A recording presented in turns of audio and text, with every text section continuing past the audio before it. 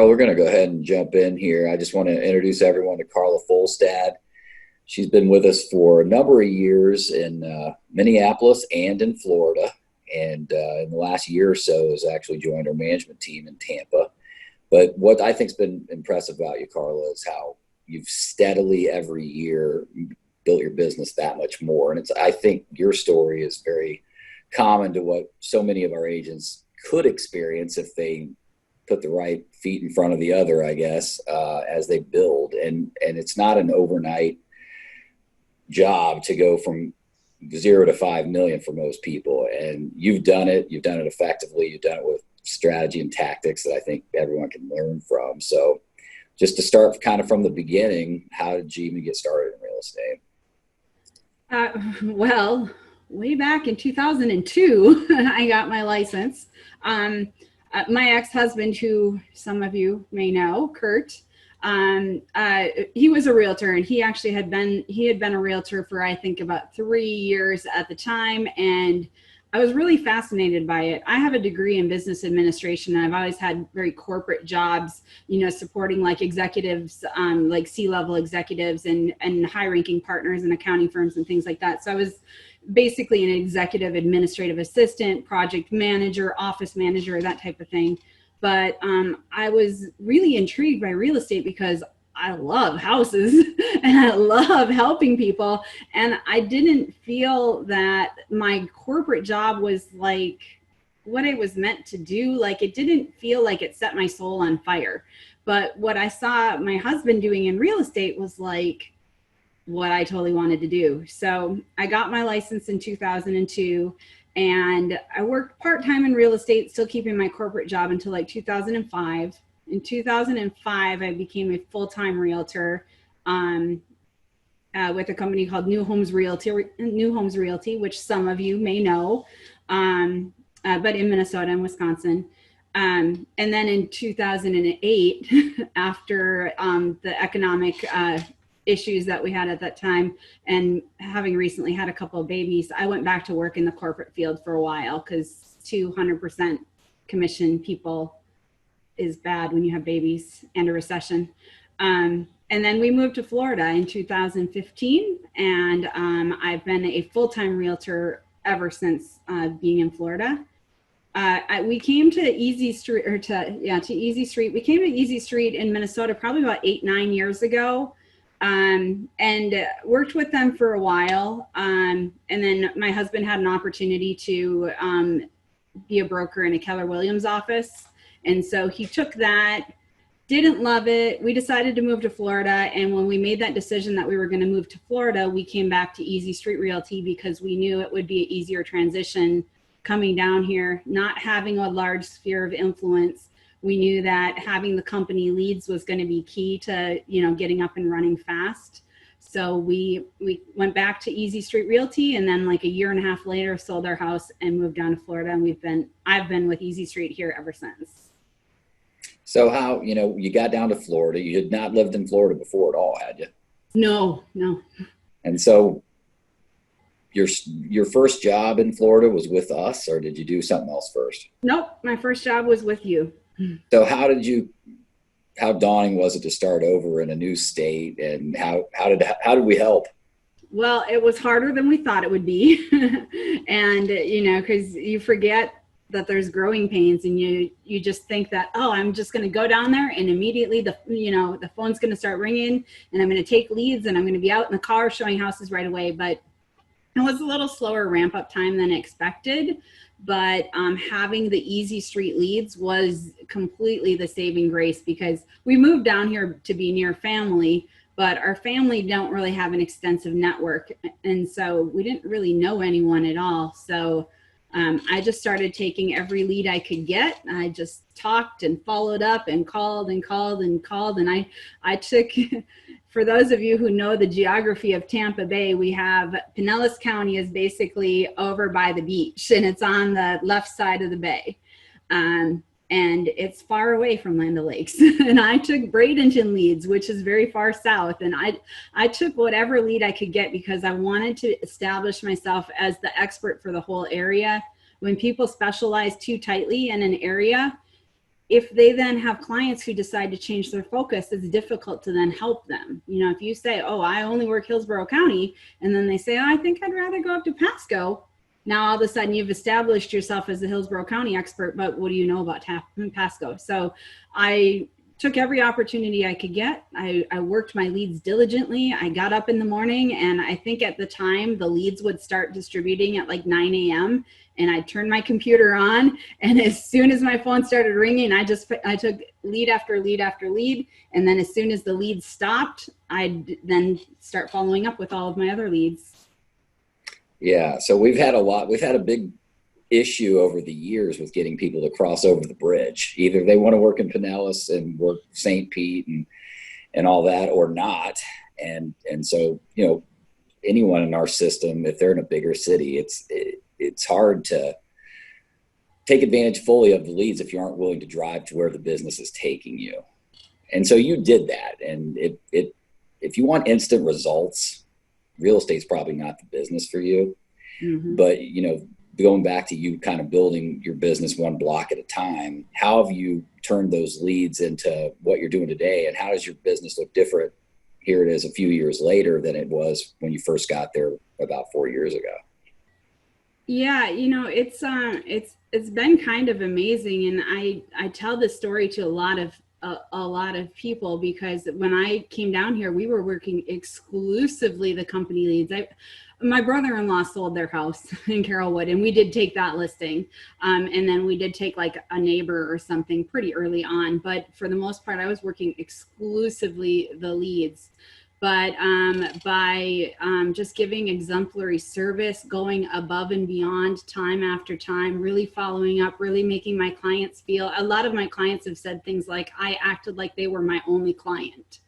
And that's what I do. I try not to, you know, do that thing of like, oh, I'm sorry, I'm busy with another client. You know, I try to make everyone feel special. I do a good job. I act with a high level of ethics. I've counseled people to back out of deals, you know, when it was painful, but because it was the right thing to do.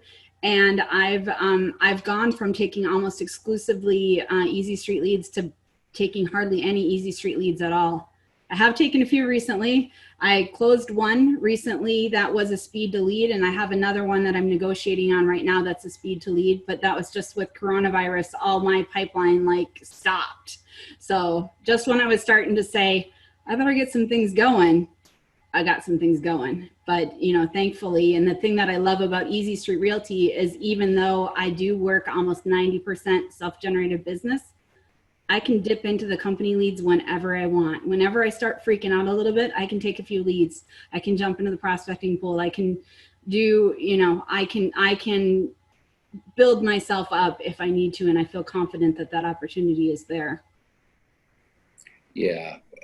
So, you know, that's a good explanation of how you've evolved. What are you focusing on right now with your business above and beyond leads or working your sphere? Is there anything in particular that, whether it's buyers, sellers, appointment setting, FSBO, I mean, anything that really is your focus right now? Past clients? Well, I'll be honest, today it's like keeping my head above water. I'm just trying to keep up with everybody. I feel like a couple weeks ago, there was a day that every time I answered my phone, it was a referral or it was somebody calling me with a question or something. And so I've got a list beside my desk right here of like 15 hot prospects who I'm like actively working on. And, you know, I'm sure that at least 10 of them will be a deal in the next 3 months. So what I had been doing during COVID-19 though, and I think maybe that's why my phone started ringing, is I did send out a personalized note to every single one of my past clients. And it wasn't a business opportunity thing. It was just a note that said, hi, I've been thinking about you. I hope you and your family are doing okay during this time. If there's anything at all that I can do to help you out, please let me know. I'm here. And I sent that out, and I think my phone started ringing. And, you know, I wasn't like selfishly trying to use that as a way to like prospect, but I think, you know, I genuinely wanted to reach out to people, but I think what it did is it gave people that like, oh yeah, you know what? I know somebody who wants to buy a house. Let me tell her about them. So So and that's been something that I've been doing all along and this is, I think, how I've built myself up to such a strong referral business, is that I do reach out to my past clients very, very often. And I've heard from so many people that, oh, we bought a house from such and such a realtor and we never heard from her again. And I touch base with my clients. I touch base with them a month after closing. Hey, how's everything going? How's the house? I'd love to stop by and see the house. Do you have any problems? Do you need any contractors? Is there anything I can do? And then, I try to reach out like quarterly by mail, and then at least every 6 months by like a phone call. And I end up becoming good friends with a number of my clients. So then they're on my Facebook and we're texting and they're sending me memes and things like that. So I do stay in touch with a lot of my clients that way too. And what's that number for you, your past client database that you stay in touch with? Right now it's at 75. Okay. That's so a good number. Of Florida clients. And now some of those I've done multiple deals with. So we were talking about a little bit before we got on here, some of the leads that you took in the beginning and the kind of deals you're getting past the first transaction. Maybe elaborate on that a little bit and how you've grown that. I mean, you've already talked a little bit about what you're doing to get referrals and to be a client for life or make them clients for life, but you had a couple of success stories there. Oh, yeah, absolutely. Well, and Evelyn, you've heard the story, and so has Charlie. But early on, one of my first deals was somebody who was looking for like a $50,000-$60,000 condo in 5 towns, which is a gigantic complex of 5-story buildings of 55 plus, super cheap kind of place to live. And nobody would give her the time of day. And I was like, hey, I don't have anything to do.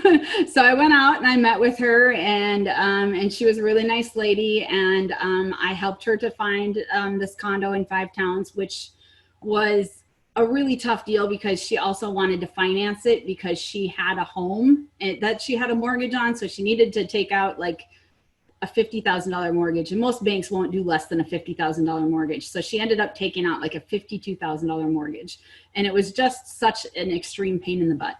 But we finally got to closing on that, and she had been intending to keep her single family home as a rental. And somewhere during the process, she decided that she didn't want to do that anymore. So on the day that we closed on her condo, she said, I'm going to sell my house. And I said, oh. And I didn't make any assumptions. I'm just like, oh, okay, that's great. And she's like, and you're going to list it for me. And I said, wonderful. So as soon as she moved out, I got her house listed. I sold that house for her. When I listed that house, I had an appraiser come out because it was a unique kind of property, and I wanted to make sure that we were going to price it appropriately.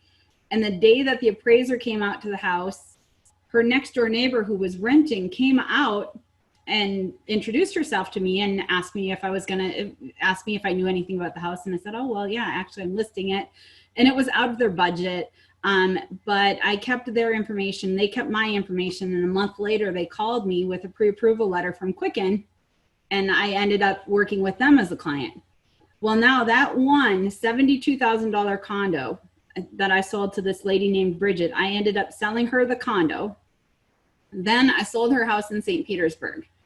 Then she decided she wanted to buy a house in Tampa. I sold her a house in Tampa, and now I've sold that condo in St. Petersburg. But on top of it, that next door neighbor who came out and met me, they bought a townhome, sold the townhome, bought a single family home, sold the single family home, bought another single family home, and have referred me to at least 5 people. And one of those people that they've referred me to is now referring people to me regularly. So I think I was adding it up mentally when I was talking to Steve earlier today, and I'll be at over $2.5 million in sales from that one $72,000 condo that I first sold when I first started. Those are the stories that are heartwarming for me, and I'm sure they are for you too. That's, as I've already said, I think your evolution of your business really is the perfect story for most of our agents, that if you just do the blocking and tackling and follow up with your past clients and stay in touch, use the system, you're going to have those kind of stories, and you're going to be 5, 6.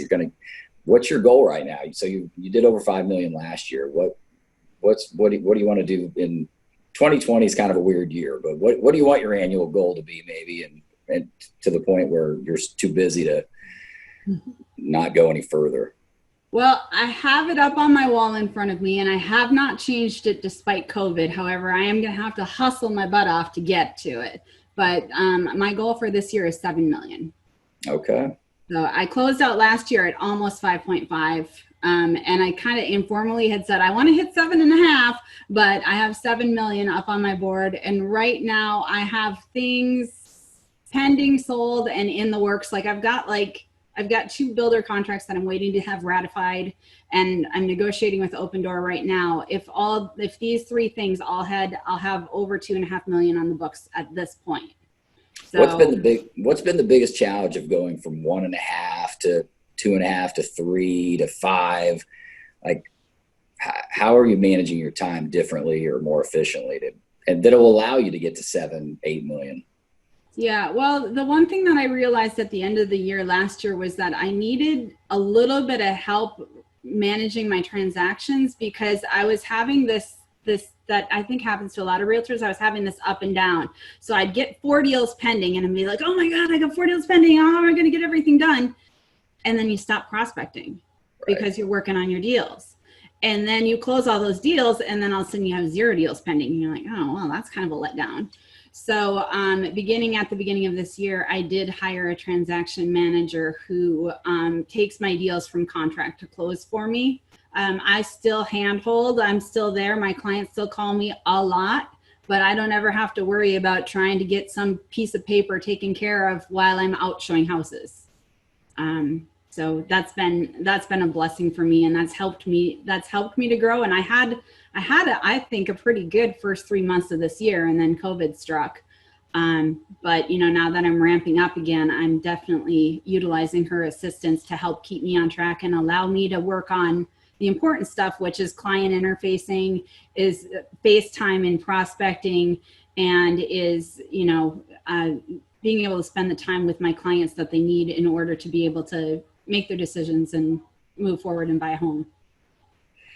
Real quick, I'm going to throw it out there. If anybody has a question for Karla, jump in now, or if you don't think of it quite this moment, feel free to put it in the chat box. We'll get to you here when it's appropriate. So with your business moving forward, as you continue to raise your goal, how much are you focusing on sellers versus buyers, or how's that mix changed for you? Well, my sellers have increased a little bit, but I do have a really big soft spot in my heart for buyers. I love helping people to find homes. I especially love helping first-time buyers and sometimes people who didn't think they could get into a home. So I love that. A lot of my listings, I don't market myself. So first of all, I don't market myself outside of taking the leads from Easy Street Realty. I have a Facebook page. I market my listings on there. I have something through HomeSnap that sends out a little thing to produce some leads every time I have a deal. But I don't really spend my time trying to market myself or trying to I don't go after FSBOs or expireds or anything like that. I just work the leads and I work my referrals. So a lot of my listings have been past clients. So they bought the house with me. They decide that it's time to move on or do whatever it is that they're doing. They list the house with me. But I think my business last year was 1/3 listings, 2/3 buyers. And you think you would like to kind of keep it there, or you wouldn't mind it being 50-50? Well, I mean, there is, if it's the right listing, there is a certain ease to listings for sure. I mean, it's, you go out, you do a lot of the work on the front end, and then you just wait for the offer to come in. So, I mean, I wouldn't mind doing more listings, but I feel comfortable enough in the business that I'm doing to not try to attract more, So much with listings and really with buyers too. Maybe you could touch on both, but setting expectations, I think, is critical, particularly with sellers. But with buyers and sellers, what's your process of kind of letting people know what to expect And, when things maybe don't go as expected, how do you handle that? Yeah. So with listings, well, I've got a pretty good track record with listings, because most of the time, I go in and I tell them what they need to do to make the house sell, and most of the time they listen to me. So we have them showing right. We have them priced competitively. I always give my sellers a range, and I say, this is the price where it might sit on the market a little while, and we might get a low offer, and we might need to do a price drop in a little bit. And this is the price where I think we're going to get multiple offers on the first weekend. Where do you want to price it? What do you want? What's your comfort level? And they usually opt towards the lower end of the range because, they want to get multiple offers. They want to be done with it. They want to move on. So you're getting sellers to usually start at the lower end. Well, yeah. That's good. Hey, that's the sign of a strong listing agent, because most aren't able to do that. I think. Make the high end of the range sound very unappealing. Okay. And how do you do that? Well, like I said, it's going to sit on the market for a little while. We're probably going to get some lowball offers. We'll probably have to do a price reduction, that kind of thing. And I think that's I don't say, hey, I'm pretty sure I can sell it for between this and this. It's always, if we put it up here, it might sit a little while. If we put it down here, we're probably going to sell it pretty quickly, multiple offers. And a lot of times, if it is multiple offers, they end up getting closer to the top end of the range anyway. Yeah, for sure. And in the market we're in now, it's a little easier to do that. What about with buyers? How are you going about that? How often are your buyers coming from out of state? And how do you handle differently out of state people versus local? Yeah, I would say since I do so much more referral business now, I have less out-of-state buyers, but I do have one pending right now who's an out-of-state, an Easy Street lead who I received back in 2018, who is an out-of-state buyer. And I'll tell you, the process that I use for them, especially during coronavirus, is something that I've always done. I've always given this option to my out-of-state and out-of-country buyers. And first of all, they've come down a couple of times and we've gone out and looked at houses, but there was never really that perfect situation for them. And I have that with a lot of clients. Being in a vacation state, you get a lot of people who they're excited about having a vacation home, but they're not necessarily they don't need to get it right away, or they want to explore their options. We're a big state. Tampa Bay is a big area, they're not all apples to apples. You can go live in this golf resort, or you can live near the beach, or you can live in a condo, or you can live in a house, but they're all trade-offs. So anyway, these people had come down a couple of times, and we hadn't found anything that was the perfect thing yet. But in early May, they contacted me and they're in Illinois. They contacted me because a unit had come up, a 2-bedroom, 2-bathroom unit had come up in a community where we had seen a 1-bedroom, 1-bath that they really loved, but they just couldn't get over the fact it was a 1-bedroom, 1-bath. So they knew they liked the community. They knew they liked the area because we'd been there before. I went out there. I actually brought my kids with. We all brought Clorox wipes and masks, and I did a video showing for them and talked to them for about 45 minutes.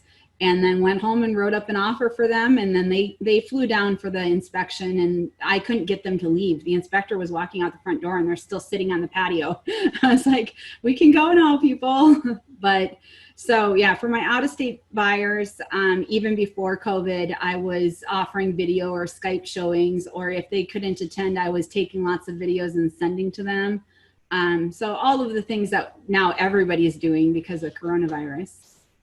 One of the things a positive that's maybe come out of the coronavirus and that I'm hearing from a buyer's agency perspective is that people are doing more of the pre-walkthrough type, or I guess going and physically looking at the home online with more virtual walkthroughs and everything, so that when a buyer's agent's going out with them, instead of having to show them 8 or 10 homes, they're showing them 2 or 3 or 1 or 2. Are you finding that to be the case? Absolutely. And I'm counseling my people too. And I've always done a pretty thorough job of trying to do homework for my clients beforehand in terms of, you don't want flood insurance. Okay, this home has flood insurance. You don't want wood frame. This home has wood frame. I try to knock out all of the homes that aren't going to meet their needs before we even get too far into them. So yeah, then we are going out and we're looking at 2 or 3 or 4 homes instead of 8 or 9 or 10. Definitely. And that's, I think that's a good thing, you know, for both sellers and buyers, because, you know, there's nothing worse than receiving that feedback that says, oh, your 3-bedroom house was lovely, but they really do want a 4-bedroom. Right.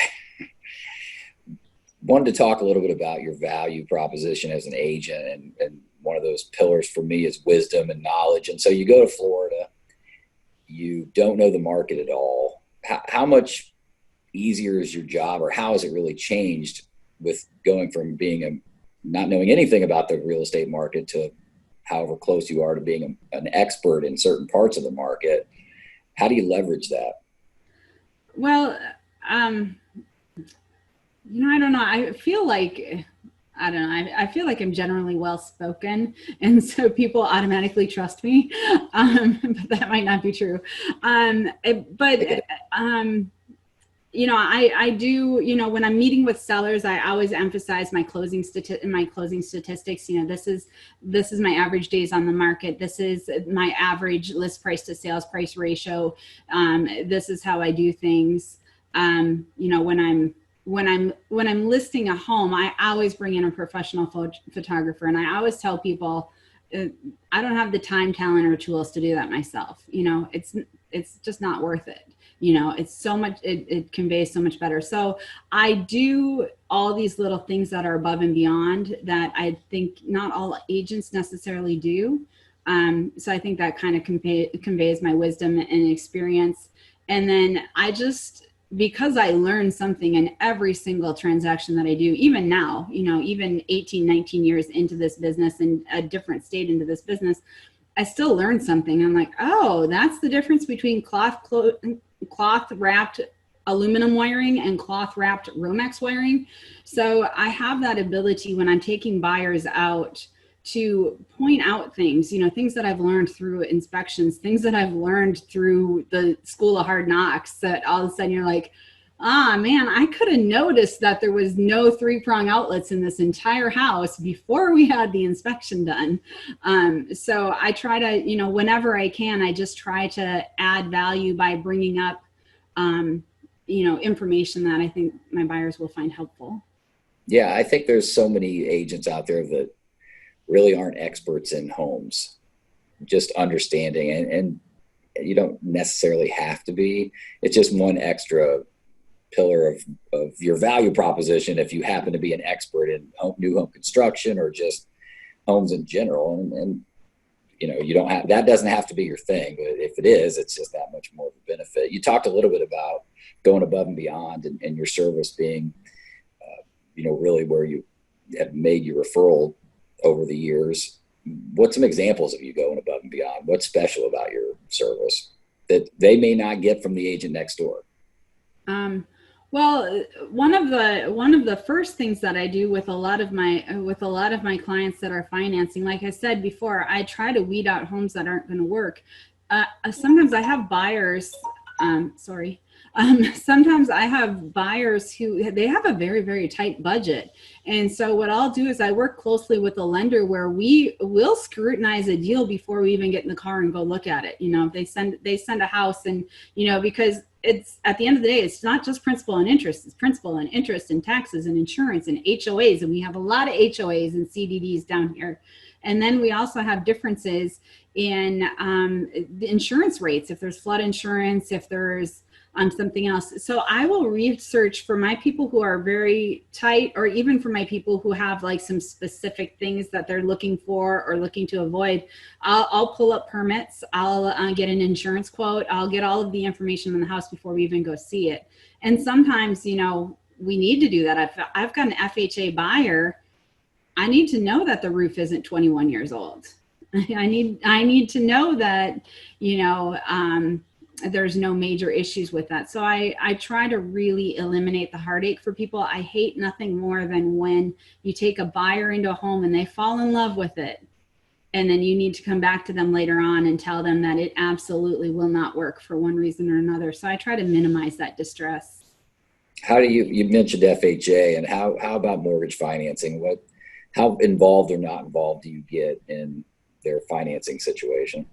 Well, because I'm me, I get pretty involved. I have a couple of great lenders who I work with, and I'm pretty thorough with. And like I said, sometimes we've got people that are really, really tight on their ratios, or they're really tight um, on what they can afford, and we need to make it work. So I work very closely with the lenders to make sure. And like I said, oftentimes I'll send a house to my lender before we go to look at it and say, hey, can you run the numbers on this and tell me what is the absolute most we could offer on this house? And then, if it's only been on the market for a day or two and she comes back and says, oh, well, if you're going to ask for closing costs, you can offer this, then I'll be like, oh, we're going to be multiple offers. This one's not even worth it. We shouldn't even go look at it. So I'm pretty involved. I can believe it. It's a good thing though. You're in control of the situation, and I think one of the places where agents, often newer agents, particularly if they never get off the ground, is they're too often letting the tail wag the dog.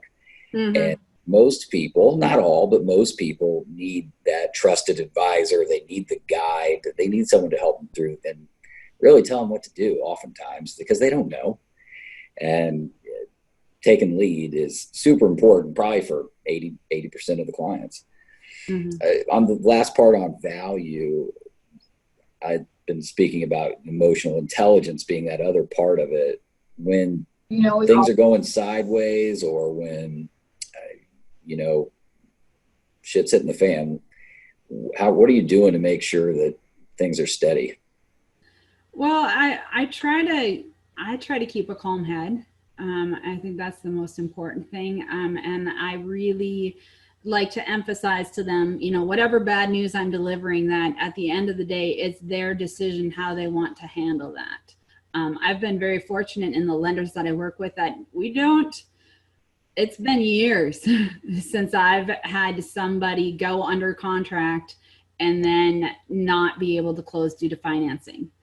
I have canceled contracts due to inspections, and I just canceled one recently. And I do think that my guy was just maybe a little too young and just maybe a little bit too worried. But at the end of the day, I told him that I fully supported him. And as much as I hate to see somebody spend $400 on an inspection and then back out of the deal, $400 on an inspection is a lot cheaper peace of mind than buying a house that you're not comfortable with the risks.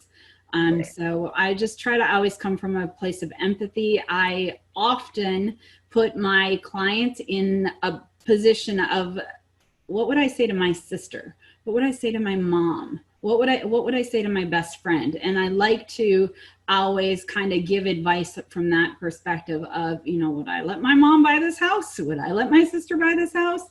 And so having those conversations open and honest, keeping, letting them understand that it's their decision and that I respect them no matter what they want to do.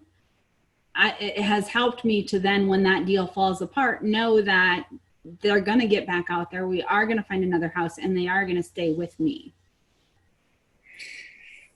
So about a year or so ago, you joined our management team, and what kind of things have you learned from that process? Maybe looking at through the eyes of, and you've helped bring on some newer agents. What are the expectations you set with them? What are the things you feel like often get tripped up in the beginning that never allow for liftoff the way you have? Yeah, I think sometimes people come into this business with differing expectations than what reality is. I think there's a lot of people who get into the real estate business because they think, oh, I see all these realtors driving flashy cars and they must be making $10,000 a pop, and they can't be working all that hard. And I think that there's people who give up easily because it's not as instant as they thought it was going to be. So I see people getting tripped up with this, like, oh, this is harder than I thought it was going to be. Oh, this is taking too much time. Do I really need to make all these phone calls? I'm sorry, I kind of stutter there. And I see people get frustrated too with leads, like, oh man, another dud. And it's a numbers game.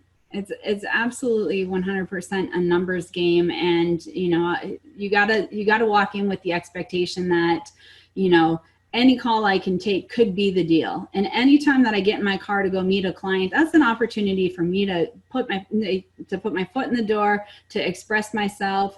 And if it turns into nothing, it's a learning opportunity. When I first started out, I didn't know where anything was, but I learned my way around pretty quick just by going out and meeting people. And some of those people never bought houses, but thank goodness I learned about communities. I learned about rules. I learned about why it's important to make sure you have a gate code before you get to the gate, that sort of thing. But, I think a lot of people get tripped up on that. Sometimes they get disappointed easily if the leads aren't as instantly amazing as they thought they would be. And I think too, I'm a prime example of I closed 3 deals last year of leads that I took in 2016 and 2017.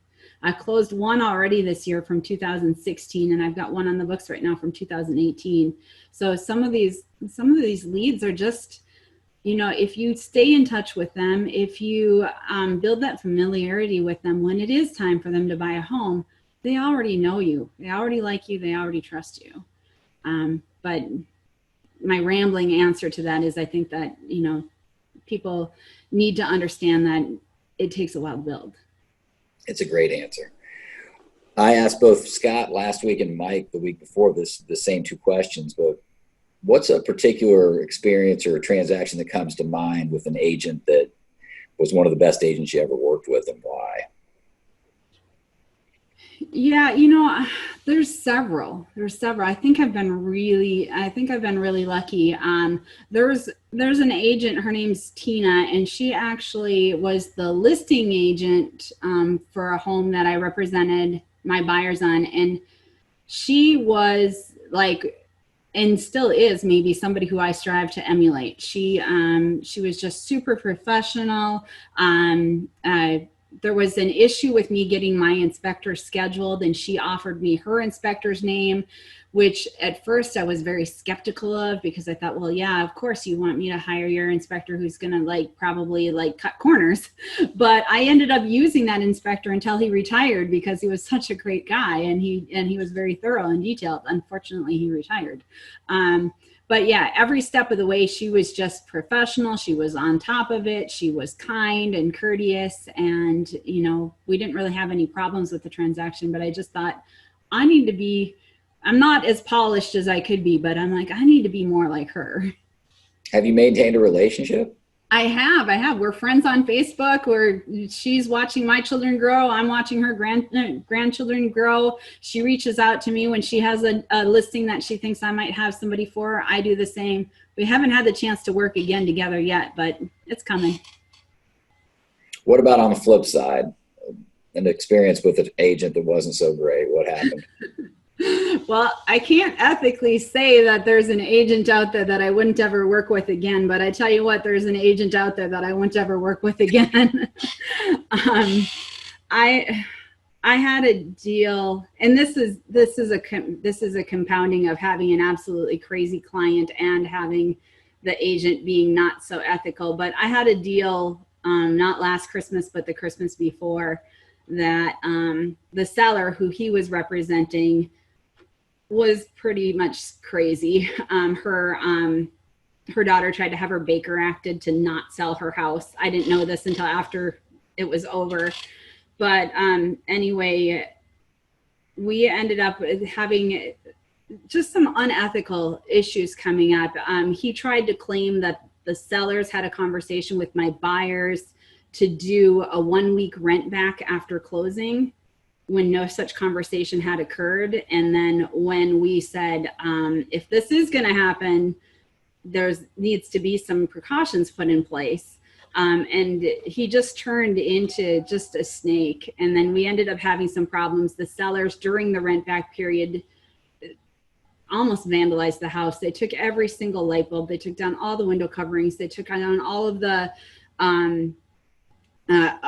hardware and everything in the house. They filled the garbage can full of cleaning supplies and left the refrigerator full of food, then turned off the refrigerator and turned off all the power to the house, and threw 23 of those chlorine hockey pucks into the bottom of the pool. Oh my God. So well, I ask these questions, both the good and the bad, because I think for a lot of our agents, it's just to hear what someone like yourself thinks is a great experience, and then to hear someone like yourself thinks is a bad experience, because we have a whole range of things that are happening out there that we don't even know what's happening sometimes, but hopefully they're way more on the positive, and I'm pretty sure they are. Yeah. Well, and the one thing about that is my long-winded story was that the listing agent completely defended her actions. And at that point I was like, we're done. Well, you can avoid that listings from that agent moving forward. And that's what people don't understand. You have a bad experience like that, literally, you are so doing your sellers the biggest disservice, because agents will avoid you. Right. Like the plague. We can't ethically avoid, but I can forget to send that listing to my client. Exactly. Let's face facts. It happens. Any questions out there for Karla? Jump in. Let me know. Anyone? Feel free to put them in the chat if you want. How do you feel, Karla, as we move forward here in a post-COVID world, but how do you feel the industry is going to evolve, whether it has to do anything with COVID or not? But, what do you see changing, and what do you think things might look like here over the next year or two, or beyond?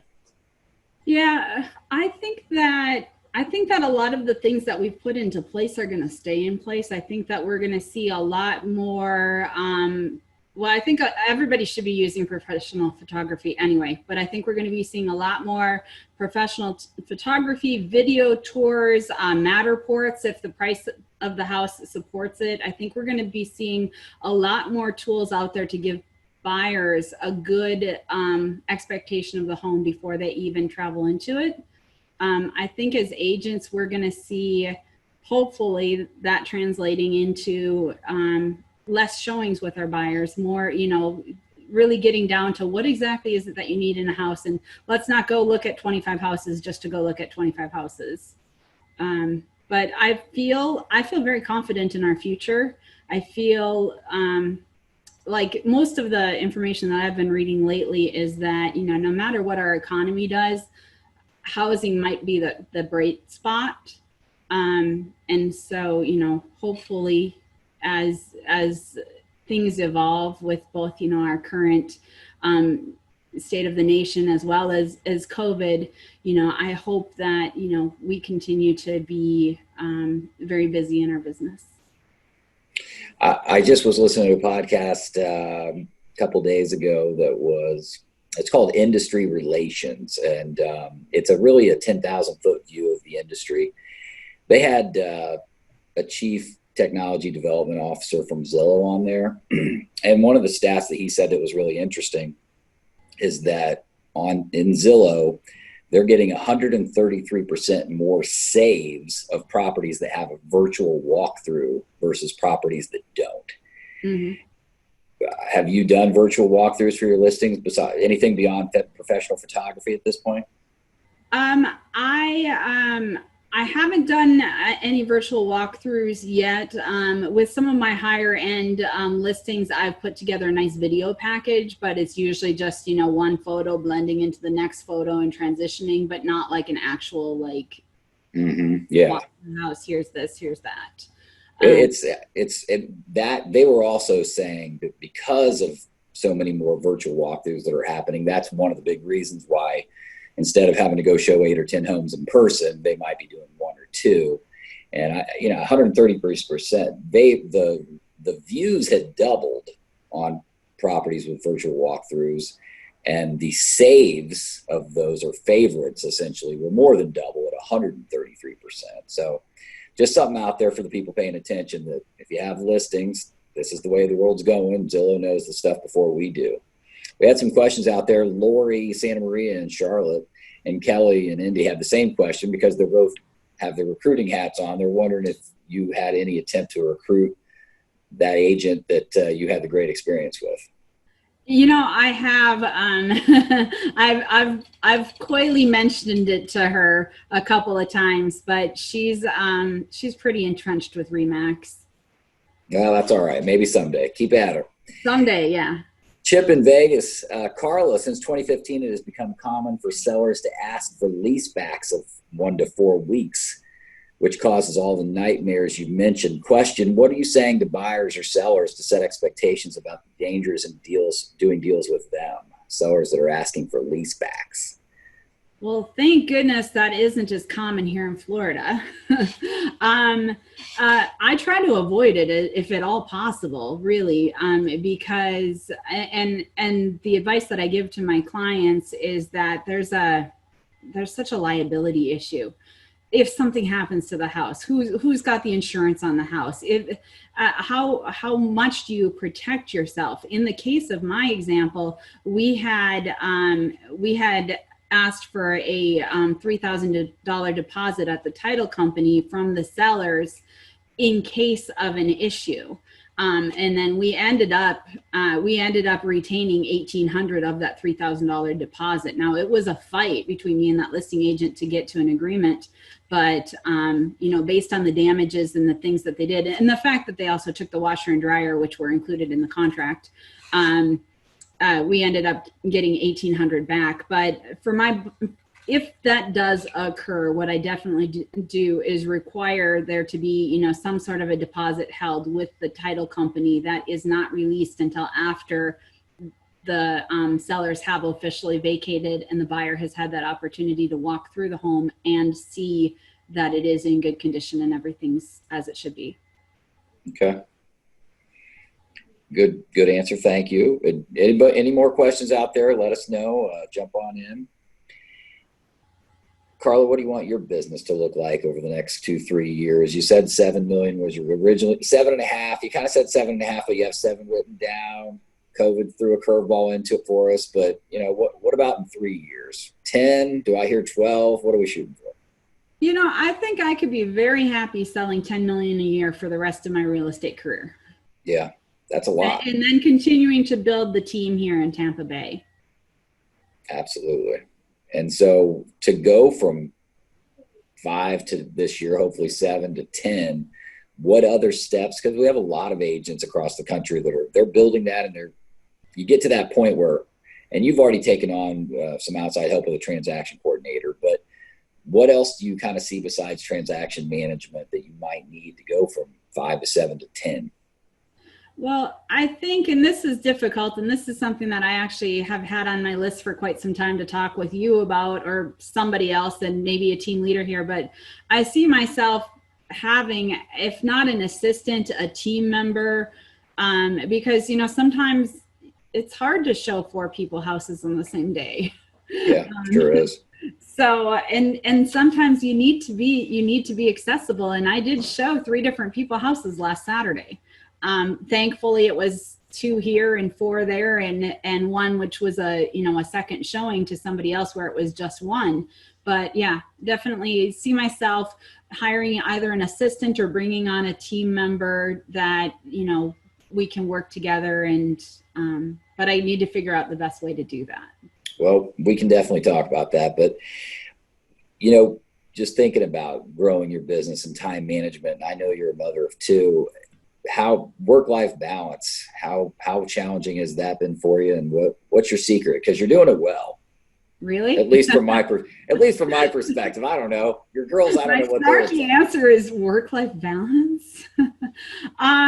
Yeah, I live by the thought of work hard, play hard. So I do often work 80 plus hours a week, but I do often go to Minnesota for 2 weeks and not work hardly at all. So I try to make sure that, I'm keeping my business active, and I pepper in as much fun as I can, and breaks as much as I can afford. We live in Florida, so we go to the beach, we go to Universal Studios, we have a lot of things, and with this career, I have a lot of flexibility. As long as I don't have 4 clients who all want to see a house on the same day, I have a lot of flexibility. So that's really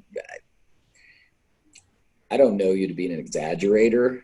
And so when you say there's weeks where you work 80 hours a week, I 100% believe you do.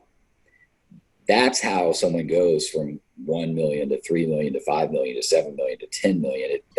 It gets easier, but then as the volume comes, it takes more time just to be a practitioner, not even to prospect, but just to do what you're doing with 75 past clients.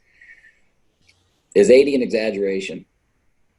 Is 80 no, there's weeks that I've probably surpassed 80. But there are weeks that I work 25. And right. during COVID, I didn't take a single client out the entire month of April. As you know, I got heavily involved in a volunteer opportunity instead. And I put a lot of time into that, but I didn't take a single client out the month of April. Now my May numbers show that, but my June numbers and my July numbers are going to be fantastic. Well, you're not the only one that had a rough April. All right. Any other questions? Jump in if you do. If not, we're going to move forward, Karla, with a little ending questionnaire that we've been doing with everybody. Got this from James Lipton. Alan Alda does something similar in his podcast. What is a proud moment from your childhood? Oh, I read this email and I didn't even think about that. That's all right. Spontaneous is good. I know. Well,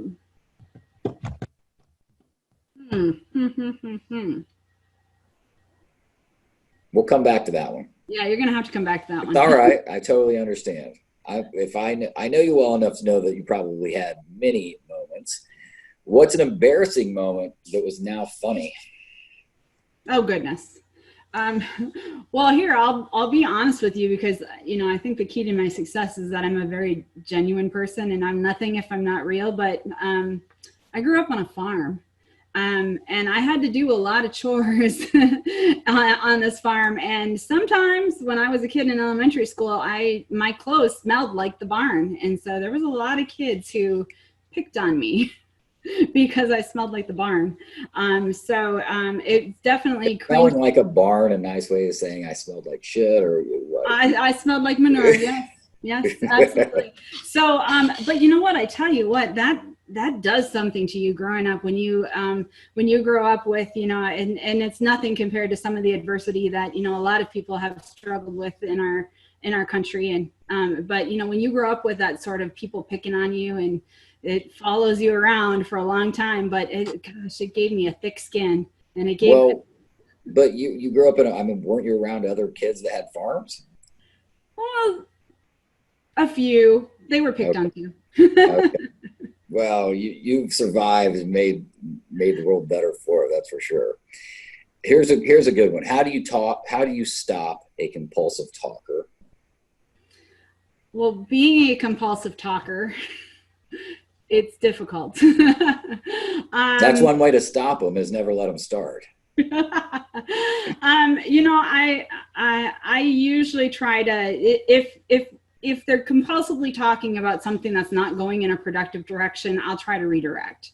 I'll try to be like, okay, so what do you want to do about this then? So what do you think is a solution? Okay, so how do you feel about this? I try to, just redirect into a more productive direction. Mm-hmm. What do you wish you really understood? Oh, a lot. Everything.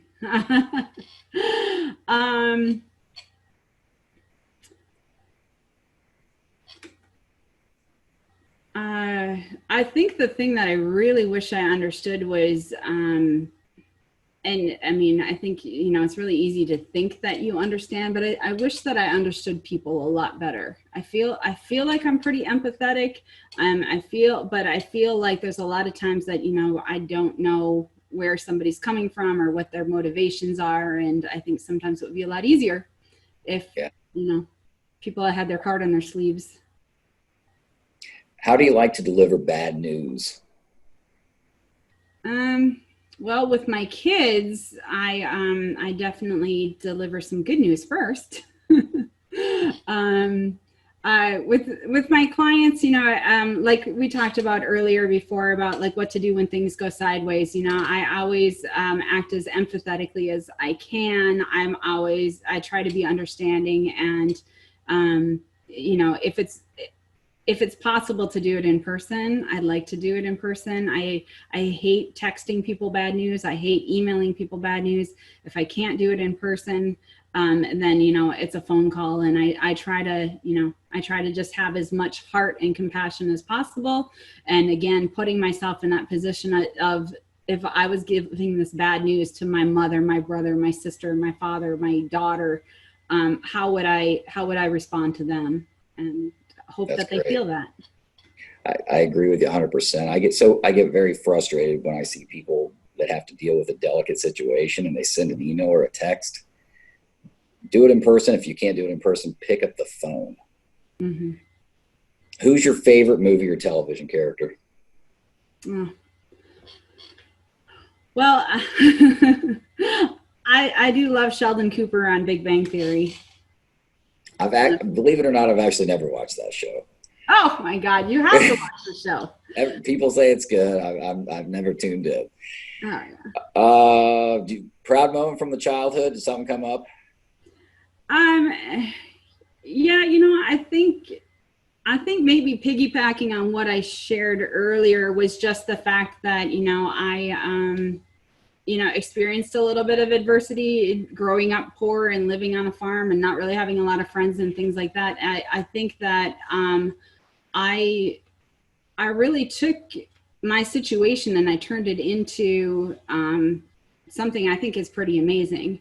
I grew up, not really knowing much or having much, and I've kind of, I think built a good life for myself, and I'm proud of that. And I look back at myself as the kid that I was, and I'm proud that I never, I never like let that really get me down.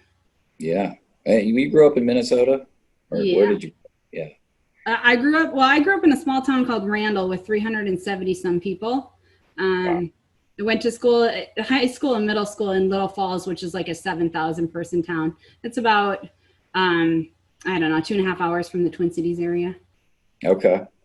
Last question.